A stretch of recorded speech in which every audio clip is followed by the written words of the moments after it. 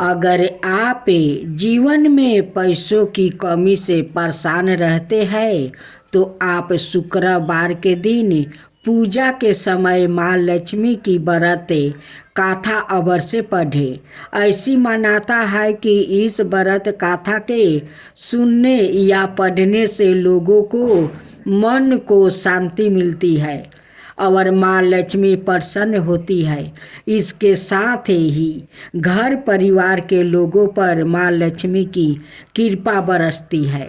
शुक्रवार के दिन माँ लक्ष्मी के समर्पित है और इस दिन माँ लक्ष्मी को प्रसन्न करने के लिए विधि विधान से पूजा करें और व्रत कथा अवश्य पढ़ें। पौराणिक कथा के अनुसार एक समय की बात है, एक नगर में सुदमिया नाम की एक गरीब महिला रहती थी। वो अपने पति और बच्चों के साथ बहुत कठिनाई से वो जीवन यापन कर रही थी। सुदमिया धार्मिक प्रकृति की और संतोष स्वभाव वाली थी। उनका पति भी विवेक और सुशील था। सुदमिया और उसका पति कभी किसी की बुराई नहीं करते और प्रभु भजन में अच्छी तरह समय व्यतीत कर रहे थे। शहर के लोग उनकी गृहस्थी की सराहना करते। देखते ही देखते समय बदल गया। सुदमिया का पति बुरे लोगों से दोस्ती कर बैठा। अब वो जल्द से जल्द करोड़पति बनने के ख्वाब देखने लगा, इसलिए वह गलत रास्ते पर चल पड़ा। फलस्वरूप वह रोडपति बन गया, यानी रास्ते पर भटकते भिखारी जैसे उसकी हालत हो गई थी। सुदमिया को पति के बर्ताव से बहुत दुख हुआ, किंतु वह भगवान पर भरोसा करे सब कुछ सहने लगी। वह अपना अधिकांश समय प्रभु भक्ति में वो बिताने लगी। अचानक एक दिन दोपहर को उनके द्वार पर किसी ने दस्तक दी। सुदमिया ने द्वार खोली तो देखी कि एक माजी खड़ी है।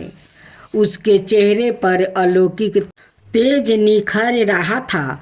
उनकी आंखों में से मानो अमृत बह रहा था। सुदमिया कुछ समझ नहीं पा रही थी। फिर माँ जी बोली, तुम बहुत दिनों से मंदिर नहीं आई और मैं तुम्हें देखने चली आई। माँ जी के अति प्रेम भरे शब्दों से सुदमिया का हृदय पिघल गया। उसकी आंखों में आंसू आ गई और वह बिलख बिलख कर रोने लगी। माँ जी ने कहा, बेटी, सुख और दुख तो धूप और छाया जैसे होते हैं। धैर्य रखो बेटी, मुझे तेरी सारी परेशानी पता है। उसने माँ जी को अपनी सारी कहानी सुना दी। कहानी सुनकर माँ जी ने कहा, कर्म की गति अनिवार्य होती है। हर इंसान को अपने कर्म भुगतने ही पड़ते हैं, इसलिए तू चिंता मत कर। अब तू कर्म भुगत चुकी है, अब तुम्हारे सुख के दिन अवश्य आएगा। बुढ़िया महिला ने उसे व्रत की विधि और महात्म्य समझाई। सुदमिया ने श्रद्धा और भक्ति भाव से माँ बेभाव लक्ष्मी का व्रत करना शुरू किया।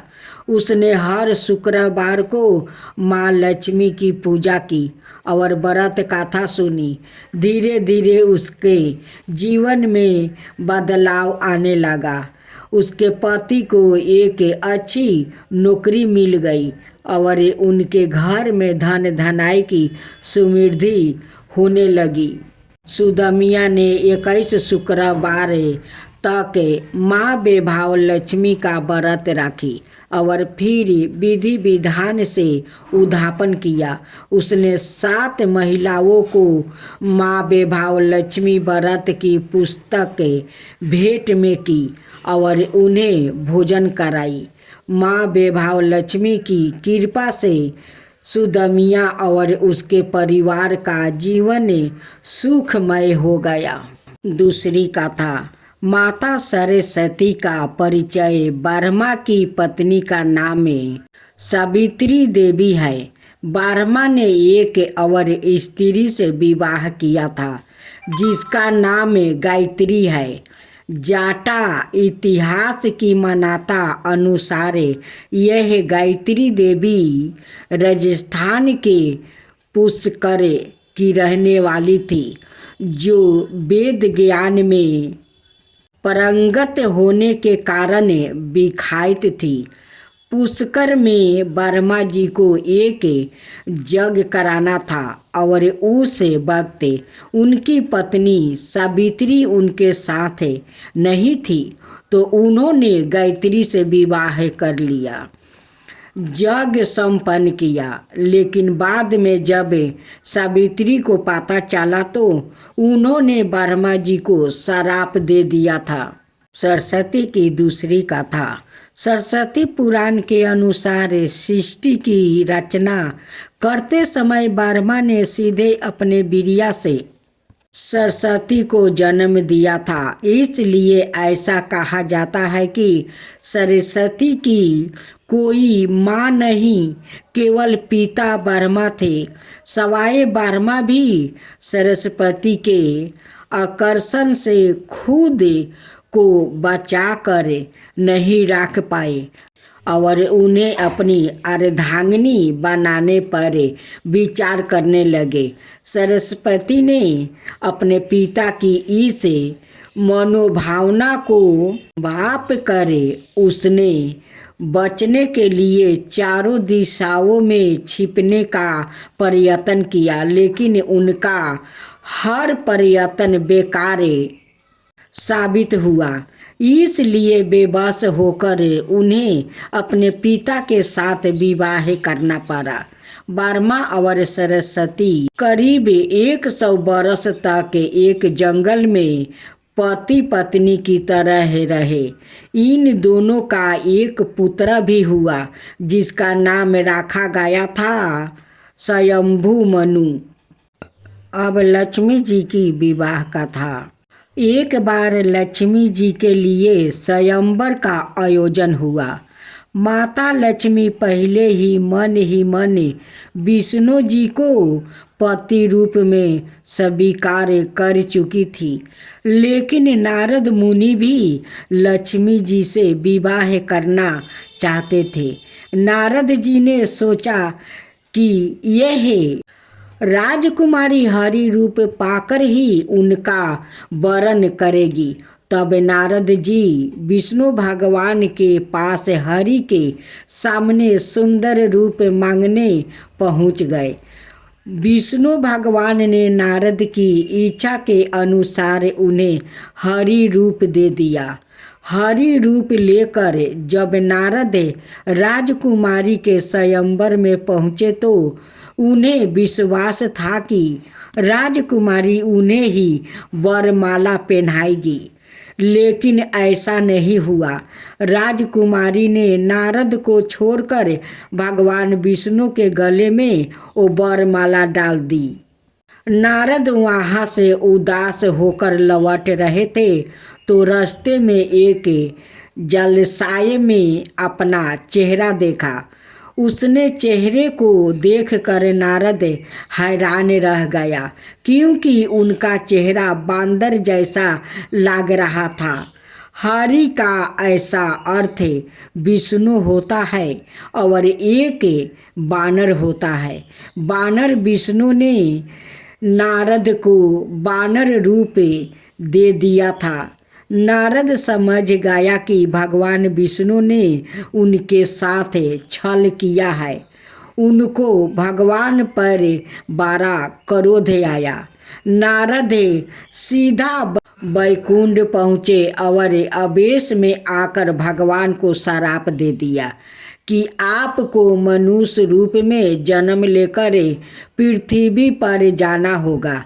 जिस तरह मुझे स्त्री का वियोग सहना पड़ा है, उसी प्रकार आपको भी वियोग सहना होगा। इसलिए राम और सीता के रूप में जन्म लेकर विष्णु और देवी लक्ष्मी को वियोग सहना पड़ा। समुंदर मंथन वाली लक्ष्मी समुंदर मंथन से उत्पन्न हुई थी। लक्ष्मी को कमल कहते हैं, जो 10 महाविद्याओं में से अंतिम महाविद्याओं है। देवी कमला जगत पालन करता भगवान विष्णु की पत्नी है। देवताओं और दानवों ने मिलकर अधिक प्रसन्न होने हेतु समुद्र का मंथन किया। समुद्र मंथन से 18 रत्न प्राप्ति हुआ, जिनमें देवी लक्ष्मी भी थी, जिन्हें भगवान विष्णु को प्रदान किया था और उन्होंने देवी का पानी ग्रहण किया।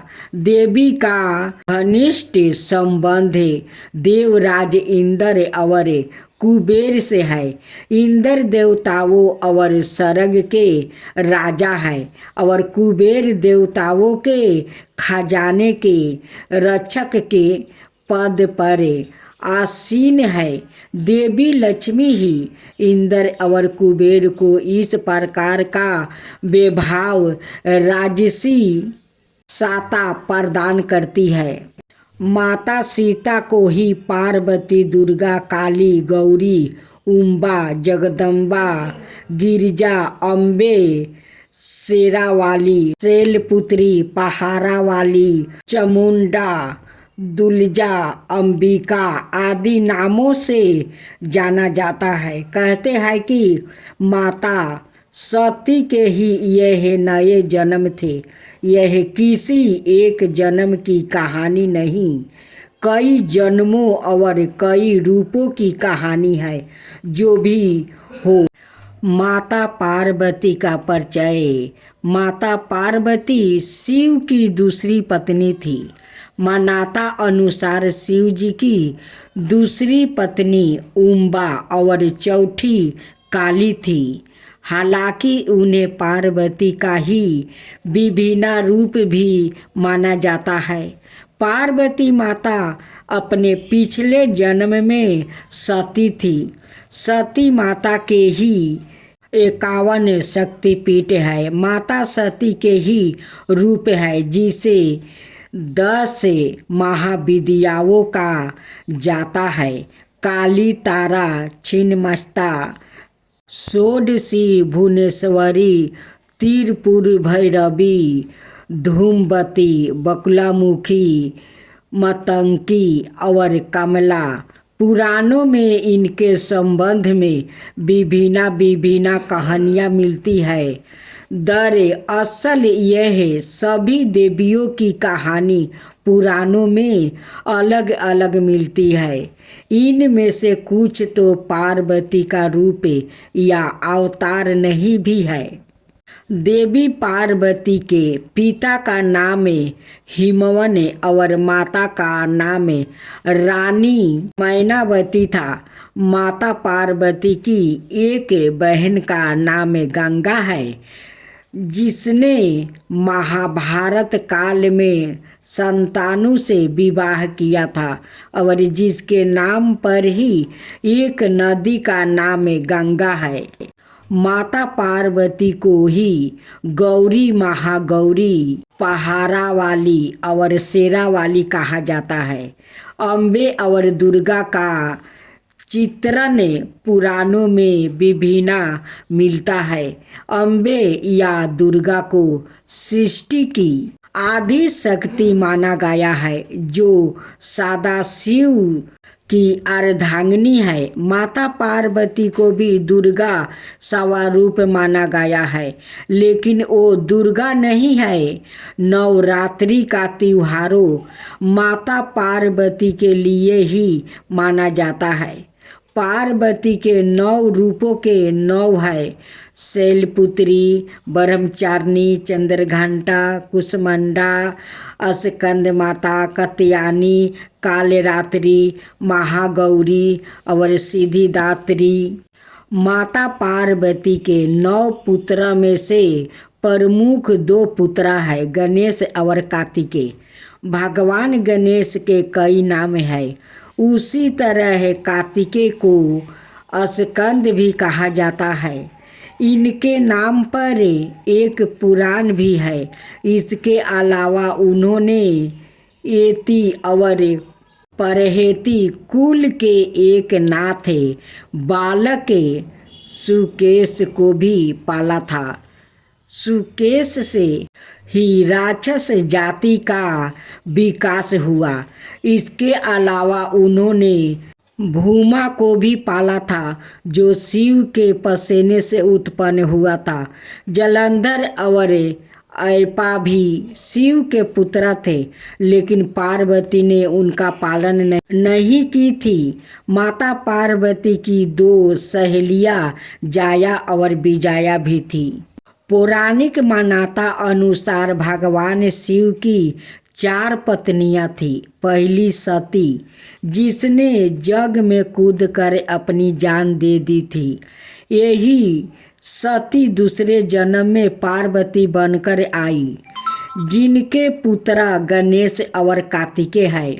फिर शिव की एक तीसरी पत्नी थी, जिन्हें उमा कहा जाता है। देवी उमा को भूमि की देवी भी कहा गया है। उत्तराखंड में इनका एकमात्र मंदिर है। भगवान शिव की चौथी पत्नी माँ महाकाली है। उन्होंने इस पृथ्वी पर भयानक दानवों का संहार किया था।